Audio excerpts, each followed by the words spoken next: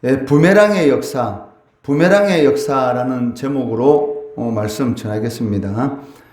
시편 120편에서 134편까지는 성전으로 올라가며 부르는 노래라라는 그런 제목을 가지고 있습니다. 그렇지만 이 내용들을 이렇게 살펴보면 그 바벨론 포로 기간 중에 억압과 시련을 나타내는 그러한 이 시편도 있고, 또 다윗과 이 솔로몬의 성전 예배에 관련된 그러한 이 시편도 있고, 포로 기한이나 그 이후의 이 감동에 대해서 노래한 그 시편도 볼 수 있습니다. 그렇지만 이 성전으로 올라가며 부르는 노래라라는 같은 이 제목의 이 15권의 이 시편들은 이런 형태로 이 자리 잡은 것은 바벨론 포로 이후에, 즉 이스라엘 백성들이 바벨론 포로로부터 돌아온 그 이후에 지금 이 현재의 이런 시편 위치, 즉 120편부터 134편의 이 위치에 자리 잡게 되었다라고 신학자들은 이렇게 말하고 있습니다. 그리고 기록 연대를 초월해서 다윗 시대, 솔로몬 시대, 그리고 바벨론 포로 시대, 그리고 바벨론 이 포로 이후에 그러한 내용들이 이 15편에 이렇게 기록되어 있는데, 이 시대는 다 다르지만은 그 궁극적인 그 내용은 무엇이냐면 이 출애굽과 같은 그러한 이 구원의 기쁨을 노래하고 있다는 것입니다. 그 이유가 무엇이냐면 이스라엘 백성들에게 있어서 이 성전에 올라가면서 부르는 이 노래, 즉 성전으로 올라간다라는 이러한 그 행위들은 애굽에서 구원받은 그러한 이 기쁨을 누리는 것과 같은 그러한 것을 이렇게 의미하고 있기 때문에 이스라엘 이 백성들에게 있어서의 이 성전 예배라는 것은 이 구원의 강경을 누리는 것이다라고 말을 할 수가 있다는 것이죠. 이런 것을 볼 때에 과연 우리들은 이 어떠한가에 대해서 한번 생각해 볼 필요가 있다는 것이죠. 우리가 이 새벽에 나와서 하나님 앞에 나와서 기도하고 또 하나님의 말씀을 듣고 또 매 주일마다 예배를 드리고 또 수요일 이렇게 예배로 하나님께 영광을 돌리고 있는데, 그러한 이 무수한 이렇게 예배를 드리고 있습니다. 그런데 그 예배가 진정으로 하나님께서 우리들에게 베풀어 주신 그러한 이런 참된 구원의 기쁨을 누리는 그러한 예배인가? 아니면은 하나의 형식적이고 습관적인 그러한 이 모습으로 예배를 드리고 있는가? 거기에 대해서 우리가 살펴볼 필요가 있다는 것입니다. 고린도후서 3장 17절 말씀해 보시면 바울은 이렇게 말을 하고 있습니다. 주는 영이시니 주의 영이 계신 곳에는 자유가 있느니라. 이게 무슨 말입니까? 그러니까 여기서 말하는 이 자유라는 것은 이 사탄의 지배, 즉 죄의 지배 아래에서 아무 소망이 없는 그러한 상황 가운데서 이 구원함을 받은, 즉 자유함을 받은 그런 것을 의미하고 있다는 것이죠. 만약에 우리가 성도로서 이러한 예배 가운데 구원의 기쁨이라든지 그러한 감격을 이렇게 누리지 못하고 있다면 하나님 앞에 이 시편 기자가 부르는 이 성전을 올라가면서 부른 노래처럼 하나님 앞에 간절히 구해야 한다라고 할 수가 있다는 것입니다. 오늘 본문 이 시편 120편은 형식적인 이 측면에서는 이 개인 애가시로 이렇게 분류하고 있습니다. 내용을 살펴보면은 이 함께 살 수 없는 그러한 곳에서 함께 살아야만 하는 그러한 이 고통에 대해서 부르짖는 이 시편 기자의 모습을 볼 수가 있습니다. 이 5절 말씀해 보시면 메섹에 머물며 게달의 장막 중에 머무는 것이 내게 화로다라고 말을 하고 있습니다. 여기 메섹과 게달이라는 이 두 지명이 나오고 있는데, 이곳의 정확한 위치는 알 수는 없지만 이 두 장소의 이런 은유적인 그런 이 표현을 통해서 이방 땅에서의 이 포로 생활, 즉 이 바벨론에서의 이 포로 생활이 얼마나 이 고통스러운 것을 표현하고 있다는 것이죠. 그러니까 함께 살 수 없는 곳, 함께 살 수 없는 곳에서 함께 살아야만 하는 이 고통. 저 이스라엘 백성들이 그 하나님의 말씀에 이 벗어난 그런 삶을 지속적으로 삶으로 인해서 결국은 하나님께서 이 바벨론이라는 그런 도구를 사용해서 이스라엘 백성들을 이 풀무불 가운데 저 이 70년이라는 이 포로 생활을 이 겪도록 하였습니다. 이 70년이라는 이 포로 생활은, 이 포로 생활이라는 것은 우리가 말할 필요가 없는 것이죠. 그 날마다 그 이 바벨론 사람들로부터 이 조롱과 그리고 이 핍박을 당하는 이 그런 삶이다라고 우리가 이 말을 할 수가 있다는 것이죠. 그 일제 36년간의 우리나라의 그런 삶을 보더라도 마찬가지지 않습니까? 뭐 조센쟁이라든지 아니면은 겪지 않아야 될 그런 이 식민지 이 시민으로서의 그런 억울한 일을 수없이 이렇게 겪었습니다. 그렇기 때문에 이 일제 이 36년간의 그 고통 가운데서 해방되었을 때에 모든 사람들이 뛰쳐나와서 이 태극기를 흔들면서 얼마나 이 일제의 지배 아래에서 구원받은 그러한 이 기쁨을 노래했는지는 모르는 것이죠. 마찬가지로 시편 기자는 이 바벨론 이 포로 생활 가운데서 이 함께 살기 싫고 그리고 하루도 속히 벗어나고 싶은 그러한 이 마음이 있지만 그렇게 할 수 없는 그러한 이 고통에 대해서 이 부르짖고 있다는 것입니다. 2절 말씀해 보시면 여호와여 거짓된 입술과 속이는 혀에서 내 생명을 건져 주소서라고 말씀하고 있습니다. 시편 기자는 이 원수들의 이 거짓말 그리고 이 속임수로 인해서 심각한 그러한 이 고통을 당하고 있다는 것입니다. 그렇지만 그 시편 기자를 해치려고 하는 이런 원수들의 이런 속임수와 이 거짓말이 결국 누구를 공격하는 이 도구가 되고 있습니까? 그 3절 말씀해 보시면 너 속이는 혀여 무엇을 내게 주며 무엇을 내게 더할 거라고 말씀하고 있습니다. 즉, 이 원수들에 의해서 이 시편 기자가 심각한 이런 고통을 당하고 있는데 그러한 이 거짓말, 이 속임수가 오히려 시편 기자를 이 공격하는 것이 아니라 그것이 이 부메랑이 되어서 자신을 공격하는 이 원수에게로 이렇게 되돌아가는 것을 보게 됩니다. 너 속이는 혀여 무엇을 내게 주며 분명히 원수가 이 거짓말과 속임수를 통해서 이 시편 기자를 이 고통스럽게 만들고 있는데 그런데 그 속이는 혀가 그 말하는 사람에게 무엇을 준다는 것이죠. 너 속이는 혀여 무엇을 내게 주며 무엇을 내게 더할꼬. 분명히 원수는 그 시편 기자를 고통스럽게 만들기 위해서 이 거짓말과 이 속임수를 지금 사용하고 있습니다. 그런데 그 거짓말과 속임수를 행하는 그 원수에게 이 혀가 무엇을 지금 제공하고 있다라고 이렇게 말을 하고 있다는 것이죠. 그 4절 말씀해 보시면 그 속이는 혀가 그 속이는 사람에게 무엇을 주고 있습니까? 4절 말씀 한번 같이 읽어볼게요. 시작. 장사의 날카로운 화살과 노뎀나무의 숯불이로다. 이게 무슨 말입니까? 결국은 이 상대방을 속이려고 하는 그 거짓말이 이 날카로운 이 화살이 되고 꺼지지 않는 그러한 이 불이 되어서 그 거짓말하는 그 당사자를 심판하는 그런 도구로 이 사용되고 있는 것을 볼 수가 있다는 것이죠. 바울 사도는 로마서 6장 23절 말씀에서 죄의 삭은 사망이다라고 이렇게 말을 하고 있습니다.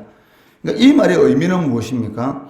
죄의 삭, 그러니까 죄의 값은 이 사망이다라는 그런 의미를 가지고 있는데 그 이 말은 그 죄를 지으면 반드시 그 죄가 주는 그 선물이 있다는 것이죠.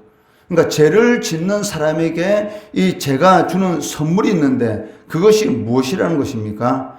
이 사망이다라고 이렇게 말을 하고 있습니다. 그러니까 반드시 이 죄를 짓게 되면 이 죄는 이 선물을 주게 되는 것이죠. 우리가 어떤 사람을 고통스럽게 만들고 그리고 어떤 사람을 이 함정에 빠뜨리려고 하는 그런 많은 그러한 이런 계계를 부리는 그런 사람들이 잘 사는 것 같이 보이지만 실질적으로 그렇지 않다는 것입니다. 이 죄를 짓게 되면 반드시 그 죄가 그 사람에게 이 선물을 주게 되는데, 그것이 무엇이냐면 바로 상대방을 고통스럽게 만들려고 하는 그런 모든 행위들이 이 부메랑이 되어서 그 사람에게 반드시 역사하게 된다는 것입니다. 이 원수들의 이 속임수로 인해서 심한 고통을 받고 있는 이 시편 기자가 그 하나님 앞에서 간절히 기도하면서 응답받은 것이 있습니다. 1절 말씀해 보시면, 내가 환난 중에 여호와께 부르짖었더니 내게 응답하셨도다라고 말씀하고 있습니다. 여기 하나님께서 응답하셨다라고 말을 하고 있는데, 이 응답하셨다라는 이 말의 의미는 무엇이냐면 바로 이 부메랑의 역사, 즉 원수가 나를 공격하려고 하는 그것이 오히려 그 원수에게 이 부메랑이 되었다라고 말을 하고 있다는 것이죠. 즉 하만이 이스라엘 백성들을 죽이려고 했지 않습니까? 이 에스더서에 보면 이 하만이 이스라엘 백성들을 다 죽이려고 했지만 결국은 이스라엘 백성들을 죽이지 못하고 자기가 이 나무 기둥에 매달려 죽는 것을 볼 수가 있다는 것이죠. 마찬가지로 이 하나님의 역사는 무엇인가? 이 부메랑의 역사다라고 말을 할 수가 있습니다. 내가 하나님의 이 영광을 위해서 선을 행하면 하나님께서 그 선을 보시고 이 복을 베풀어 주시는 것이고, 나의 어떤 유익을 위해서 상대방에게 이 화를 행하면 그 순간은 나에게 어떤 이익이 되는 것 같이 보이지만 실질적으로는 그것이 나에게 이 화로 이게 다가오는 것을 볼 수가 있다는 것입니다. 그 예수님께서 뭐라고 말씀하셨습니까? 너희가 어느 곳에 가든지 어느 집에 들어가든지 그 집에 들어가서 제일 먼저 할 일이 있는데 그것이 무엇이냐면 그 집을 위해서 이 복을 빌라는 것이죠. 만약에 그 집이 그 복을 받을 만한 그릇이 되면 그 집에 네가 그 집을 위해서 기도한 그 기도가 그대로 이루어지게 될 것이고, 만약에 그 집이 이 기도, 그 복을 받을 그 그릇이 되지 않으면 그 집을 위해서 한 그 기도가 누구에게 돌아온다는 것입니까? 바로 자신에게 돌아온다는 것이죠. 이것이 바로 이 부메랑의 역사입니다. 아무리 나하고 친하지 않고 나와 원수같이 지내는 사람이다 할지라도 내가 그 집에 가서 그 집을 위해서 이 복을 빌라는 것이죠. 그 이유는 뭐냐면 그 상대방을 위해서 그런 것이 아닙니다. 그러니까 하나님께서 우리들에게 요구하시는 모든 것들은 누구를 위해서 그렇습니까? 결국은 궁극적으로 우리를 위해서죠.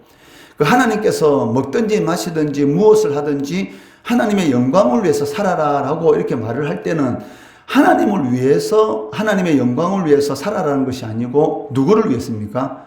우리 자신. 무엇을 먹을까, 무엇을 마실까 염려하지 말라. 이런 모든 것들은 이방인들이 구하는 것이고, 그러한 모든 것들이 너희에게 있어야 할 것을 바로 하늘 아버지께서 이미 알고 계신다. 그러므로 너희는 먼저 그의 나라와 그의 의를 구하라. 그러면 너희에게 필요한 모든 것들을 하나님께서 더하시리라. 그러니까 하나님께서 우리들에게 요구하는 이런 모든 것들은 궁극적으로 우리를 위하는 것이죠. 그렇기 때문에 우리가 상대방을 위해서 기도한다, 중보 기도한다라는 것은 궁극적으로는 내 자신을 위해서 기도하는 겁니다. 왜? 내가 하는 그 기도가 상대방이 이 받을 만한 그릇이 되면 그 사람에게 가겠지만, 만약에 받을 만한 그런 그릇이 되지 않으면 그런 모든 축복된 기도, 상대방을 위해서 한 모든 기도는 누구에게 온다는 것입니까? 바로 나에게 그대로 돌아오는 것이죠. 그렇기 때문에 우리들이 나와 사이 좋지 않고 나와 이 관계가 좋지 않다 할지라도 이 원수를 사랑하라라고 하나님께 말씀하신 이유도 사실은 이 부메랑의 역사 때문에 그렇습니다. 6절 말씀해 보시면 시편 기자의 원수가 누구인가에 대해서 말을 하고 있는데, 6절 말씀 같이 읽어볼게요. 시작. 내가 화평을 미워하는 자들과 함께 오래 거주하였도다. 즉 6절 말씀해 보시면 이 시편 기자의 이 원수의 이 특징에 대해서 말을 하고 있는데, 그 특징이 무엇이냐면 이 화평을 미워한다는 것이죠. 이 말에 이 궁극적인 그 존재가 있는데, 그 존재는 누구냐면 바로 이 사탄을 의미하고 있습니다. 우리가 하나님 앞에 나와서 이 기도해야 되는 그 이유가 무엇입니까? 이 사탄과의 영적 전쟁에서 승리할 수 있는 것은 바로 이 기도밖에 없기 때문입니다. 화평을 미워하는 것, 성도들과 성도들 사이에 이간질하는 것, 그리고 어떻게 하든지 분란을 일으켜서 하나 되지 못하게 하고 이 갈라지게 만드는 것, 그리고 감사보다는 원망하고 불평하게 만드는 것, 이런 모든 것들의 이 뒤에는 누가 있습니까? 바로 이 사탄이 있는 것이죠. 성령이 하시는 일은 하나 되게 하는 것입니다. 갈라진 것을 하나로 만드는 것. 그렇지만 이 사탄이 하는 일은 무엇이냐면 꼭 이 갈라지게 하는 것이죠. 이 7절 말씀해 보시면 한번 읽어볼게요. 시작. 나는 화평을 원할지라도 내가 말할 때에 그들은 싸우려 하는도다. 나는 자꾸 상대방과 이렇게 좋게 지내고 싶고 하나님과의 좋은 관계를 맺고 싶은데도 불구하고 끊임없이 내 마음속에 원망하는 마음, 이런 불평하는 마음, 이런 마음을 일으키는 그런 존재가 있다는 것이죠. 하나님과 화평하고 싶고, 그리고 이 믿음의 형제 자매들과 화평하는 그러한 삶을 살아가고 싶은데 끊임없이 나의 마음 가운데 이렇게 싸우도록, 화평하지 못하도록 만드는 그러한 존재가 있는데, 그러한 존재가 누구다는 것입니까? 바로 궁극적인 존재는 사탄인 것이죠. 우리는 이 환경을 보고 원망하고 불평하고 사람을 보고 미워하고 시기하고 질투하지만 사실은 그러한 마음을 들도록 끊임없이 이 분열을 일으키는 이 존재, 싸우려고 달려드는 존재가 있는데 그 존재가 누군가? 바로 이 사탄이다, 즉 마귀다라고 이렇게 말을 할 수가 있습니다. 화평하지 못하도록 끊임없이 분쟁을 일으키는 그러한 존재, 이것이 바로 이 사탄인데, 사탄은 바로 그 이름 그대로 이간질하는 자다라고 말을 할 수가 있습니다. 만약에 성도가 이 사탄의 계계에 넘어가면 어떻게 됐습니까? 이 부메랑의 역사가 그의 삶 가운데 반드시 일어나게 됩니다. 이 가룟 유다가 예수님을 팔면은 자기에게 어떤 이익이 있을 거다라고 생각했습니다. 그리고 그 순간은 예수님을 팔므로 인해서 자기가 어느 정도의 경제적인 이익이 있었지 않습니까? 그런데 팔고 나서 어떻게 됐습니까? 오히려 그것이 자신에게 이 죽음이라는 이런 부메랑으로 이렇게 다가오는 것을 이렇게 볼 수가 있다는 것이죠. 그러니까 사탄이 하는 것은 무엇이냐면 끊임없이 하나님과의 이 합평하지 못하도록 어떻게 하든지 우리 입에서 하나님께서 하시는 그런 일들에 대해서 감사보다는 원망하고 불평하고 상대방에 대해서 미워하고 시기하는 그런 일들을 끊임없이 일으키게 만드는 것이죠. 이것을 시편 기자는 그들은 이 싸우려 하는도다.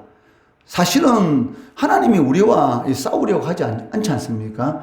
그 실질적으로 우리가 신앙생활 하면서 이 맺는 모든 인간관계를 보면은 사실은 상대방이 나와 싸우려 하는 것이 아닙니다. 사실 어떤 오해로 인해서 상대방의 관계가 깨어질 때도 있고, 사실은 내 기분에 의해서 상대방을 이렇게 미워할 때도 있다는 것이죠. 실질적으로는 그렇습니다. 내가 약간 손해보기 싫어서 거기에 대해서 상대방에 대해서 미워할 때도 있고, 그러니까 궁극적으로 보면은 상대방은 싸우려고 하지 않는데 하나님은 나를 미워하지도 않고 하나님은 나를 고난 가운데 이불로 하나님께서 밀어넣는 것도 아닌데도 불구하고 우리는 어떤 일이 생기면은 자꾸 이 하나님과 연관시키는 것이죠. 내가 지금까지 하나님을 위해서 얼마나 열심히 신앙생활 했는데, 사실은 하나님을 위해서 신앙생활 한 것이 아닙니다. 자기 자신을 위해서 한 것이죠. 이 어리석은 자녀들이 부모를 원망할 때 뭐라고 말합니까? 내가 엄마를 위해서, 아빠를 위해서 열심히 공부하잖아, 이렇게 말을 해요. 근데 실질적으로 누구를 위해서 공부하는 것입니까? 자기 자신을 위해서 공부하는 것이죠.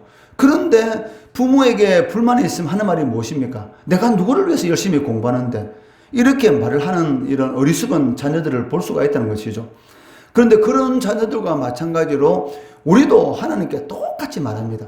내가 누구를 위해서 신앙생활 열심히 하는데, 내가 누구를 위해서 이렇게 헌금생활 열심히 하는데, 내가 누구를 위해서 이렇게 열심히 봉사하는데, 마치 하나님을 위해서 하는 것처럼 사실은 그것이 아니고 자신을 위해서 하는 겁니다. 왜? 자신을 위해서 하니까, 왜? 내가 하나님을 위해서 한다고 열심히 하지만은 실질적으로 내가 누리는 복은 내 자신이 누리는 것이죠. 하나님은 내가 하나님을 위해서 열심히 하는 것, 실질적인 내가 아니더라도 하나님께서는 다른 그 무엇을 통해서라도 하나님의 영광을 다 받으십니다. 그런데도 불구하고 하나님께서 내 마음속에 내가 하나님의 뜻대로 살아가야지, 하나님이 기뻐하는 삶을 살아야지, 이러한 생각이 들도록 만들어 주셔서 이 봉사도록 하는 것이죠. 왜? 복 주시려고. 행복한 삶을 살도록 해주시기 위해서 그렇게 하신다는 것이죠. 그런데 사탄은 어떤 존재입니까? 이게 싸우는 것이죠.